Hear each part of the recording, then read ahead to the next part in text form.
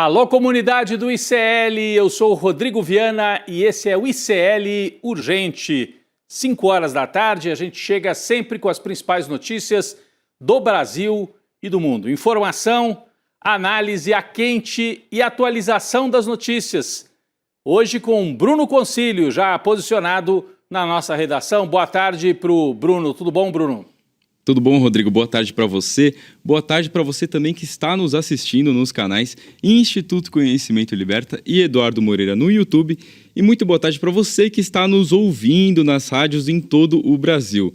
Não esquece de deixar o seu like nossa transmissão, se inscrever nos nossos canais e de ir lá no nosso canal do YouTube responder a nossa enquete de hoje. Olha só as perguntas que a gente fez. A história do Flávio no Partido do Missão é armação do próprio Flávio? Foi algum hacker ou é obra de alguém do Missão? Rodrigo, eu acho que foi um pouco de armação sim, hein? Nós vamos falar daqui a pouco dessa história, a nossa manchete principal. Já vamos explicar, você que perdeu essa história, daqui a pouco vamos trazer mais uma história mirabolante envolvendo o Flávio Bolsonaro, neste dia 13 de agosto de 2026. Uma data importante para a América Latina. Eu quero começar lembrando a todos.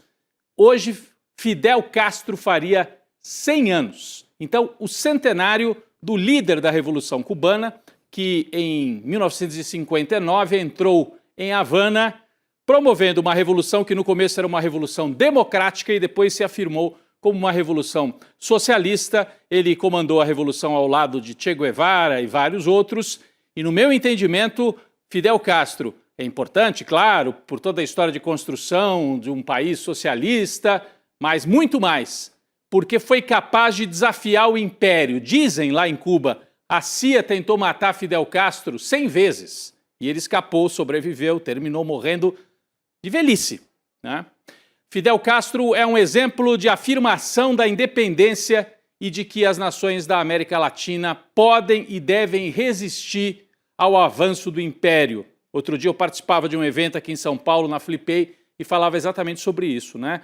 Mais até do que a questão do socialismo, o Fidel Castro reafirma a independência, a possibilidade de resistir e essa grandeza. Por isso que ele fica para a história. Tudo que foi feito pela esquerda e pela direita nos últimos 70 anos na América Latina tem a ver com a capacidade do Fidel de organizar um país que estava ali, frente a frente com os Estados Unidos e jamais se curvou. É um exemplo e ainda hoje os Estados Unidos tentam e prometem entrar, invadir Cuba, que por sua vez promete resistir também em nome de Fidel Castro. Centenário de Fidel na data de hoje. Mas vamos para as notícias. Eu disse que a gente ia explicar essa história, minha gente. Jogada de marketing ou mais uma escorregada na campanha de Flávio Bolsonaro? A incrível história do candidato do PL à presidência que passou 24 horas filiado a um outro partido político? Que história é essa? Às vésperas do começo da campanha. Foi uma bagunça generalizada de ontem para hoje. Flávio Bolsonaro apareceu filiado ao partido Missão, aquele do MBL. Nos registros do TSE, quando o PL foi registrar a candidatura do Flávio, o TSE, não pode. Ele está filiado a outro partido, ao Missão. Missão que tem um candidato à presidência, né, o Renan Santos, e, portanto, o Flávio não pôde registrar a candidatura dele no dia de hoje. O Partido Liberal, então, saiu fazendo um escândalo, afirmando que tinha perdido o acesso ao sistema do TSE e acreditava que tinha acontecido um ataque hacker. Olha só o discurso. Como isso aqui ajuda nesse discurso do Flávio, da turma do Trump, de questionar o sistema eleitoral brasileiro. Vamos ver o que disse o PL, a gente tem as aspas aqui da nota oficial do Partido Liberal, quando descobriu, ele está filiado a outro partido? Abre aspas. Não sabemos como isso aconteceu. Se foi hackeamento do TSE. Eles já jogaram logo isso. Hackeamento do TSE. Se hackearam o Missão. Se foi doloso, ou seja, proposital, ou se alguém comprou a senha do sistema e fez a partir disso. O PL transformou esse fato num carnaval e numa possibilidade de questionar o sistema eleitoral brasileiro. Que história maluca é essa, Bruno? Traz os detalhes, depois nós vamos explicar que não é bem maluquice, que pode ter sido uma construção política de um discurso. Por favor, Bruno. Rodrigo, hoje foi uma bagunça sem fim, né? De acordo com uma certidão emitida pelo site da Justiça Eleitoral, o Flávio teria se desfiliado do Partido Liberal ontem, no dia 12. O documento mostra que desde então o 01 constava como membro do Missão de Renan Santos. Além disso, o Flávio não poderia disputar o pleito por outra legenda, já que as convenções partidárias terminaram no último dia 5. E tem mais, olha isso, Rodrigo. O cadastro falso de Flávio no Partido Missão foi feito com dados fictícios. Por exemplo, o autor do cadastro colocou como endereço Rua dos Bandidos, número 666, no bairro Miliciano, no Rio de Janeiro. Olha só. É a ficha que está aí na tela. Eu vou até virar aqui para a gente colocar de novo no telão, Bruno. Esta ficha com endereço falso. Alguém usou assim um certo humor, né? Rua dos Bandidos é o endereço do Flávio, número 666, no bairro Miliciano. Só acertou a cidade, Rio de Janeiro. O PL falou, será que hackearam o TSE? Porque para eles é bom apostar na confusão. O Flávio outro dia não convocou os embaixadores estrangeiros para dizer que as urnas brasileiras estavam sob suspeita. Isso aqui não tem nada a ver com urna, né? Mas para o público deles, que gosta dessa bagunça, entra tudo no mesmo assunto. Como se fosse, é tudo fraude, hackeamento, não é confiável, né? O Tribunal Superior Eleitoral, por sua vez, negou que a filiação do senador ao partido Missão tenha sido fruto de um ataque hacker. Vamos ver o que diz a nota. Está aqui a nota oficial no nosso telão. O Tribunal Superior Eleitoral informa que a filiação de Flávio ao Missão não foi fruto de hackeamento do sistema de filiação partidária, mas sim de uso indevido da ferramenta por parte de alguém do partido Missão e que possuía as credenciais da legenda para efetivar filiações. O TSE, portanto, empurrou para o Missão o problema. Que diz, alguém de dentro do Missão filiou o Flávio usando senhas que permitem à Missão acesso ao sistema da Justiça Eleitoral. Então, é isso. Não houve hackeamento, o sistema do TSE não foi mexido. Alguém fez uma malandragem, uma traquinagem ou uma operação política para permitir o discurso de dúvida em relação ao sistema eleitoral. Flávio Bolsonaro, claro, gravou um vídeo falando que é vítima do sistema. Vejam só, o sistema não quer que eu seja candidato. Tá aí, a gente não vai rodar o áudio, porque é aquela balela deles. O sistema vai tentar me parar, porque Deus está no comando, eles não vão conseguir, mas o sistema não quer que eu seja candidato. O Flávio, que a vida inteira foi do sistema, o pai militar, família inteira de político, e eles vêm com esse blá blá blá de antissistema. Pelo amor de Deus, Flávio Bolsonaro, né? Tenta organizar a sua campanha, que é um caos. Nem currículo certo eles conseguem divulgar. Bom, dá a impressão, até por esse vídeo que ele divulgou hoje, que se trata de um factoide para promover o início da campanha eleitoral. Até porque o Flávio aproveita esse fato e diz, tá vendo? Não querem que eu seja candidato, mas eu vou lançar a minha candidatura domingo, e aí dá lá o endereço em Copacabana para o pessoal comparecer. Dá a impressão que foi uma agitação nas redes para levantar dúvidas sobre o TSE e, ao mesmo tempo, convocar para o lançamento da campanha no próximo domingo. E o Partido Missão? O Partido Missão diz o quê? Então vamos sair do Flávio e vamos para o Missão. Publicou uma nota dizendo que foi vítima de fraude por parte do Flávio Bolsonaro. O TSE diz que foi o Missão. O Missão diz que foi o Flávio. Olha o que diz aqui. Renan Santos, candidato a presidente e principal líder desse partido. É o seguinte, nós temos como comprovar que alguém acessando o e-mail do Flávio apertou o botão de confirmação da filiação e ainda apertou o botão para acessar o nosso aplicativo de militância. Essa história vai ficar feia para os envolvidos, diz o Renan Santos. Ele também falou que Flávio simulou a filiação, inclusive publicou também um vídeo, o Renan Santos, nas redes, questionando aquela fala do Flávio Bolsonaro.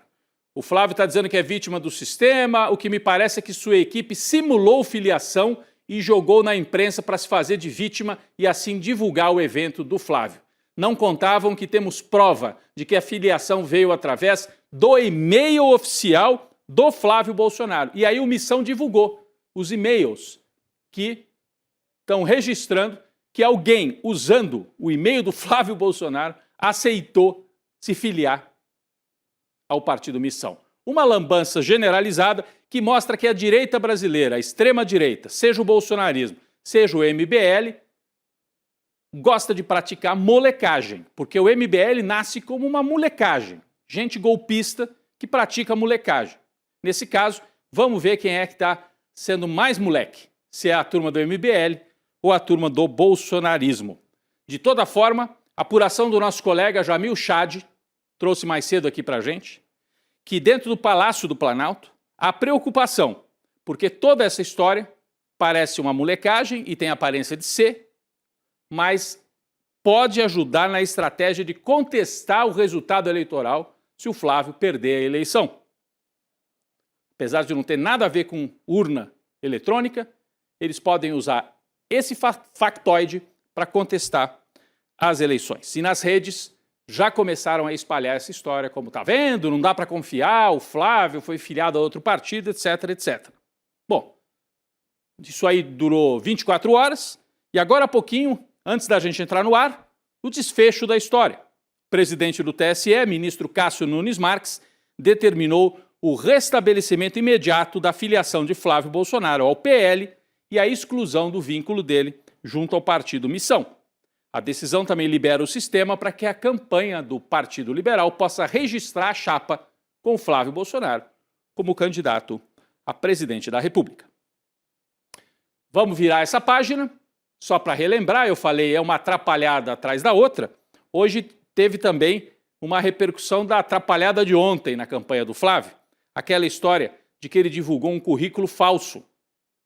Ele publicou no currículo que ele tinha feito uma pós-graduação na UFRJ. Foi desmentido pela universidade. Reconheceu que era um erro da equipe. Só que era um erro que constava de todos os registros do Flávio Bolsonaro. Ele colocava lá pós-graduação na UFRJ, no sistema da Alerj, no sistema do Senado e também no currículo oficial que ele mandou como pré-candidato à presidência da República. Hoje o Flávio publicou os diplomas verdadeiros dele e publicou também uma nota sobre essa confusão toda. Nós temos aqui para colocar na tela, depois de ter sido desmentido pela Federal do Rio de Janeiro, ele teve que falar, né? Para que não restem dúvidas, né? Sobre minha formação conquistada à base de vários anos de estudo e dedicação, seguem os meus diplomas, aí ele põe lá, Universidade Cândido Mendes, que é uma faculdade particular do Rio de Janeiro, especialista em políticas públicas pela Escola de Políticas e Governo e MBA na Getúlio Vargas. Nada de UFRJ reconhece o Flávio Bolsonaro, faz lambança com filiação, faz lambança com currículo, briga com a madrasta. O que está faltando mais? É impressionante que ele ainda tenha 30% de apoio no primeiro turno. Falando em justiça eleitoral, que é presidida pelo Cássio Nunes Marques. O presidente do TSE é questionado pelos próprios colegas. Cássio Nunes Marques é acusado por outros ministros do Tribunal Superior Eleitoral de favorecer a campanha de Flávio Bolsonaro à presidência. É uma apuração do jornal Folha de São Paulo. Nós temos até a manchete aqui. As decisões de Nunes Marques têm sido interpretadas dentro do TSE como acenos positivos ao PL. O ICL Notícias também publicou esse fato, olha aí. Provocando questionamento sobre a integridade da gestão do presidente do TSE. Os magistrados estão incomodados. Eles citam como exemplo aquela pesquisa que o Cássio Nunes Marques mandou tirar de circulação porque desagradou ao Flávio. Outro caso foi o Cássio Nunes Marques dizendo que tudo bem usar inteligência artificial na convenção do PL. Né? Inclusive estava marcada para hoje uma reunião no TSE para debater isso. Está vendo aqui, ó? Inteligência artificial. Isso aqui é fake. O Partido Liberal usou na convenção e o Cássio Nunes Marques, a princípio, disse não tem problema nisso. Só que tem por escrito determinações de que não pode. O Bruno tem mais detalhes sobre essa apuração, mostrando um mal-estar aí nos bastidores do TSE, Bruno. Rodrigo, a decisão ficou para a semana que vem, mas a posição do Cássio sobre as deepfakes é oscilante. logo depois da convenção do PL, em que exibiram o tal vídeo de deepfake com o Bolsonaro, que você acabou de mostrar, o Cássio declarou que o uso de inteligência artificial é lícito, desde que não seja usado para prejudicar outros candidatos. É o que andam chamando de IA do bem. Agora, sob pressão, o Cássio deve se opor ao uso de deepfakes, seja para divulgar candidaturas, seja para atacar opositores. O TSE permite conteúdos sintéticos nas campanhas. A definição é um pouco ampla, seriam imagens, vídeos, áudios, textos ou objetos virtuais gerados ou modificados por tecnologia digital, inclusive inteligência artificial. No entanto, o TSE deixa claro que isso não autoriza a criação de conteúdos falsos. E é aí que o deepfake se enquadra, né, Rodrigo? Pois é, uma coisa é você usar recurso gráfico e até o recurso da inteligência artificial para fazer um vídeo durante a campanha. Outra coisa é fingir que alguém falou algo e essa pessoa não falou. Aí é deepfake, é falsificação, que foi o que fez a campanha do PL na convenção e está proibido. E vem o Cássio Nunes Marques, que é o presidente do tribunal, e diz, não, mas se for para o bem, não tem problema. Olha, ele vai ter que voltar atrás. Adiaram até para a semana que vem a reunião no TSE para ver o que fazer com isso. Aliados de Cássio Nunes Marques dizem que ele está agindo de acordo com as normas, mas um grupo de ministros do STF, acima, portanto, acha que ele tem sido frouxo na condução do TSE. Alexandre de Moraes, por exemplo, chegou a dizer numa decisão que o caso da deepfake do Bolsonaro, essa que a gente mostrou aí, poderia levar até a inelegibilidade do Flávio, ele ficar inelegível.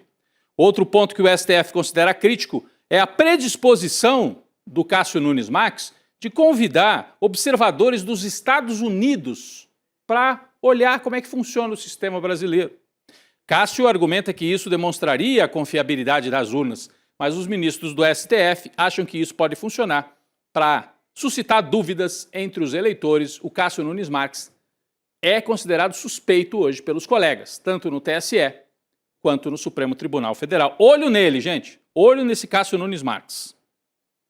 Bom, terça e quarta desta semana, a campanha de Flávio promoveu um verdadeiro mutirão em Brasília para a produção de conteúdos para a campanha eleitoral. Espero que não tenham usado deepfake dessa vez, né?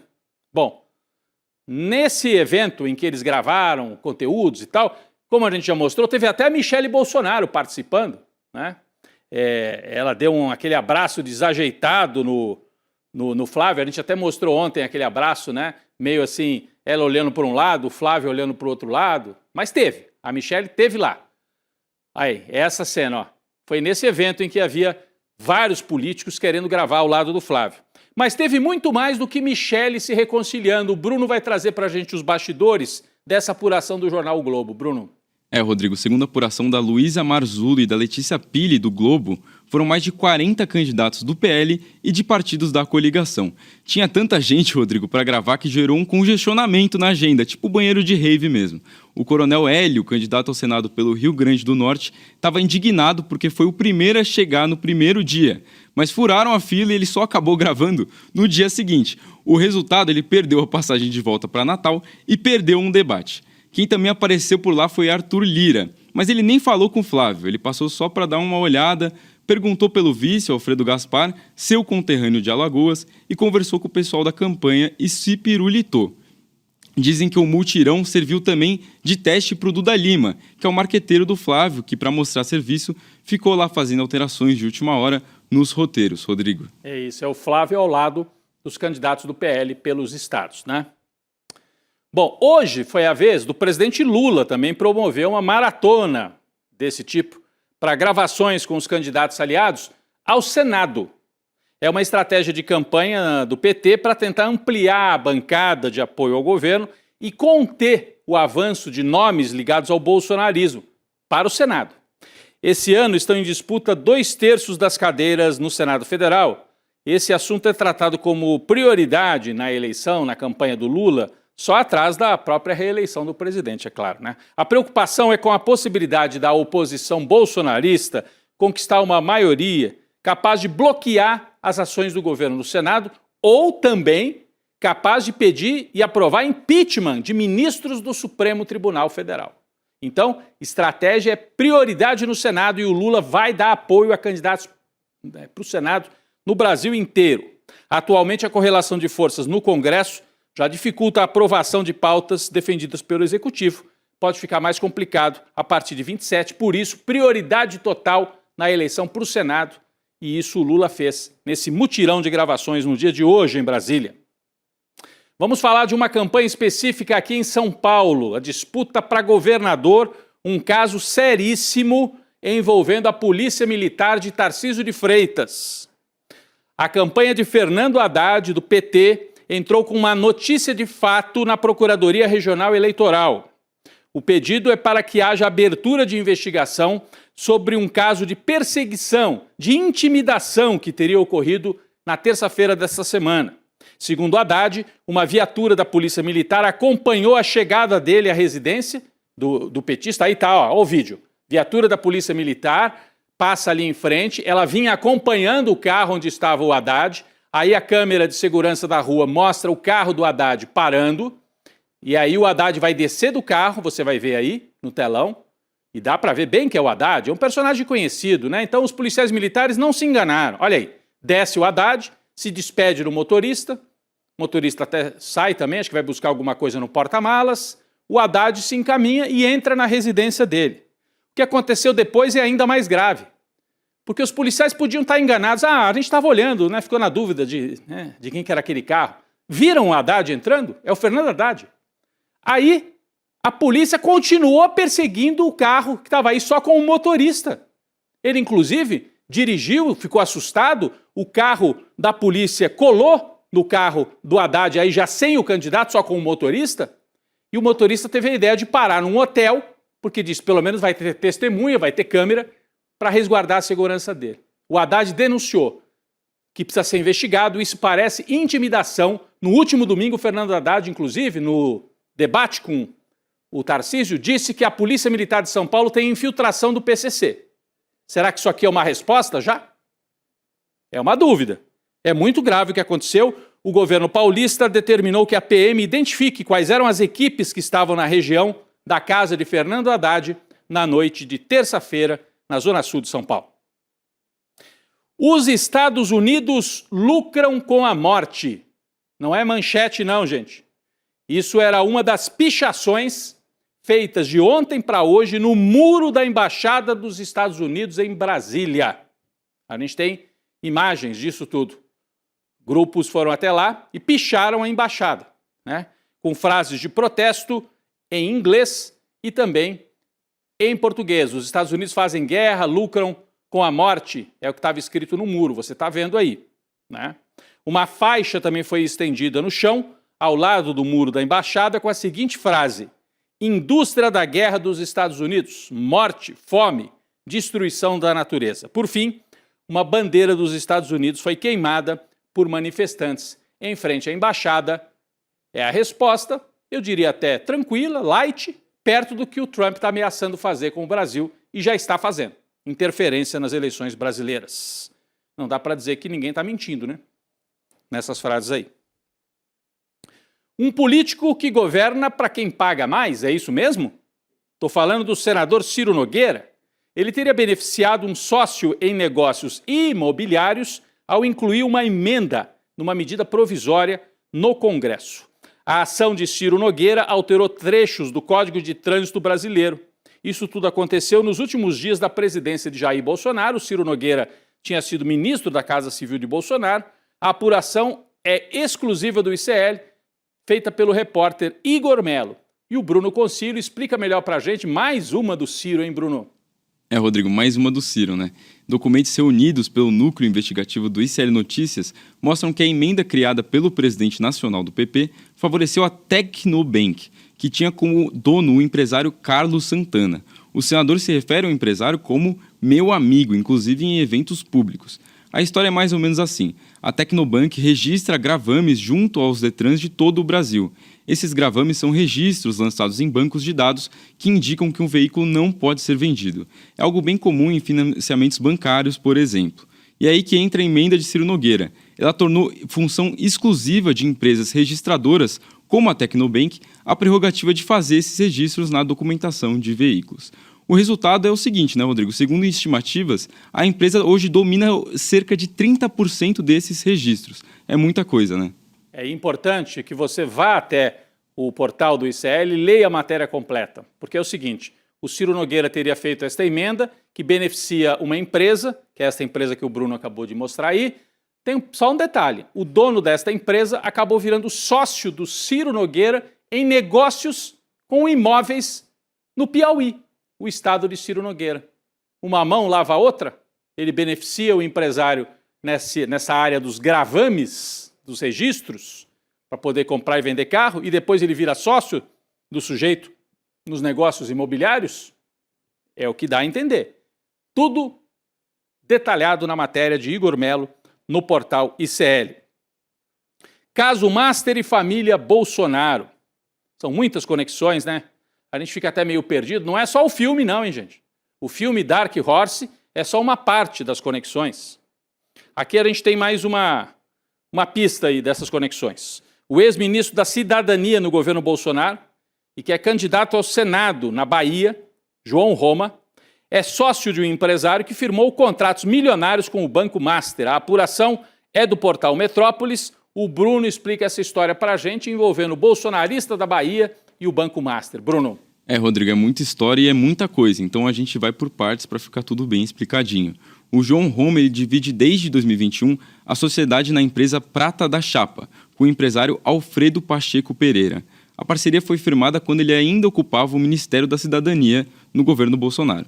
Mas acontece que, além dessa sociedade com o João Roma, o Pacheco ele ainda possui outros negócios ativos, como a corretora AB Serviços de Corretagem Financeira. Essa segunda empresa do Pacheco, o sócio do ministro do Bolsonaro, teria então firmado quase 20 milhões de reais em contratos com o Master. Não é pouco dinheiro não, né, Rodrigo? Não é pouco dinheiro. A AB Serviços diz que esses serviços prestados para o grupo do Vorcaro tiveram comprovação técnica. Já o empresário Alfredo Pacheco afirma ter sociedade com o ex-ministro apenas na empresa Prata da Chapada, empreendimento ligado a uma fazenda de bananas. Já o João Roma, que é o candidato ao Senado, lá na chapa do ACM Neto, né? Na Bahia, afirma que mantém sociedade com Alfredo e que a empresa é dedicada exclusivamente à atividade agropecuária. O problema são as conexões, né, com o Grupo Master. João Roma, inclusive, já apareceu em festa de aniversário promovida pelo Augusto Lima, aquele sócio do Vorcaro em Salvador. Tem até a foto. Eu vou pedir para colocar a foto aqui no telão. Esse é o Augusto Lima, que era sócio do Vorcaro e é muito próximo aos políticos da Bahia. E aqui o João Roma, candidato ao Senado, numa festa de aniversário da Roberta Roma, esposa do João Roma. As conexões aí do Grupo Master com esse candidato ao Senado na Bahia. Ele nega as conexões, dizem que são apenas coincidências empresariais. Quero agradecer ao Bruno Concílio pela parceria mais uma vez aqui ao vivo. A gente tem a nossa enquete, né, Bruno? Rodrigo, eu que agradeço, a gente tem a nossa enquete, olha só, a história do Flávio no Partido Missão, e aí a opção que ganhou foi a armação do próprio Flávio. Eu vou ficando por aqui, Rodrigo, e até mais. Até mais, Bruno. Todo mundo achando que é uma armação para ter esse discurso de vitimização, né? Falando em extrema-direita, é hoje, hein, gente? Uma aula especialíssima, uma super aula com o professor Castro Rocha, mostrando como é que a extrema-direita mistura política com negócios. E aí não estamos falando só de corrupção, como no caso Master, estamos falando da monetização do ódio, da monetização do discurso político.